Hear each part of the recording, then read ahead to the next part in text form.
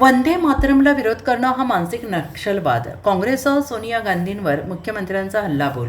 स्वातंत्र्यदिनी काँग्रेस मुख्यालयावरही तिरंगा झेंडा फडकावण्यात आला. स्वातंत्र्य दिनाच्या कार्यक्रमात उपस्थितांनी वंदे मातरम गीतही गायलं, परंतु या कार्यक्रमात वंदे मातरम गीत पूर्ण गाण्यापासून सोनिया गांधी यांनी रोखल्याचा आरोप भाजपने केलेला आहे. भाजपच्या आरोपाने राजकीय वर्तुळात चर्चांना उधाण आलंय. एकीकडे काँग्रेसने हा आरोप फेटाळून लावले, त्यानंतरही वंदे मातरम गीतावरून झालेल्या वादावरून मुख्यमंत्री देवेंद्र फडणवीस यांनी सोनिया गांधी यांच्यावर जोरदार हल्लाबोल केला आहे. मुख्यमंत्री देवेंद्र फडणवीस यांनी काँग्रेसवर टीका करताना म्हटले की बंदूक असलेला नक्षलवाद संपला, त्याहून खतरनाक हा दिमागी नक्षलवाद, ज्या लोकांच्या डोक्यात अराजकता भरलेली आहे असा नक्षलवाद पाहायला मिळतोय. दुर्दैवाने त्याचा एक नमुना काँग्रेसच्या कार्यक्रमात पाहायला मिळाला.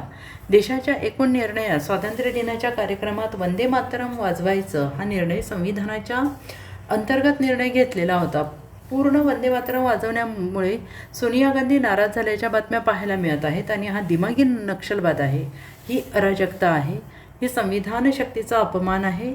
अशा प्रकारचे अनेक दिमागी नक्षलवाद आणि त्यांचे नमुने पाहायला मिळत आहेत. महिला आरक्षणावरून भाष्य करताना मुख्यमंत्र्यांनी म्हटलंय की आज पंतप्रधान मोदींनी महिला आरक्षणाला पाठिंबा देण्याचं आवाहन केले. त्यावरील काही प्रतिक्रिया बघितल्या, फार सिलेक्टिव्ह प्रतिक्रिया आहेत.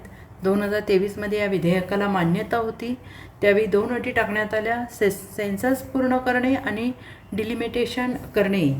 त्यानंतरच महिला विधेयक लागू करण्याची अट घालण्यात आली. त्यामुळे जनगणना आणि डिलिमिटेशन पूर्ण होत नाही तोपर्यंत महिला विधेयक लागू होत नाही. जनगणनेला वेळ लागतो आहे. काही विरोधी पक्षांनी पाठिंबा दिला नाही. मागील वेळी 2/3 बहुमत न मिळाल्याने एक विधेयक पडलं. आज देखील 2023च्या विधेयकासारखी परिस्थिती आहे आणि त्या विधेयकाप्रमाणे आरक्षण द्यायचं असेल. मला असं वाटतं की अतिशय योग्य उल्लेख त्यांनी केलाय. बंदूक घेतलेला नक्षलवाद तर संपला, पण त्याहीपेक्षा खतरनाक असा दिमागी नक्षलवाद, ज्या लोकांच्या डोक्यामध्ये अराजकता भरलेली आहे असा नक्षलवाद आपल्याला पाहायला मिळतोय. आणि दुर्दैवाने त्याचा एक नमुना आज काँग्रेसच्या कार्यक्रमातही पाहायला मिळाला.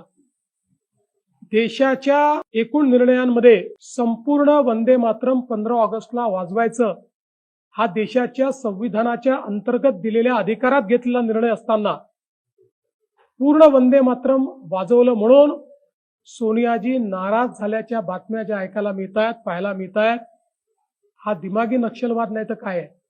ही अराजकता नाही तर काय आहे? एक प्रकारे संवैधानिक शक्तीचा हा अपमान नाही तर काय आहे? आणि म्हणूनच अशा प्रकारचे अनेक दिमागी नक्षलवाद आणि त्याचे नमुने आपल्याला पाहायला मिळत आहेत.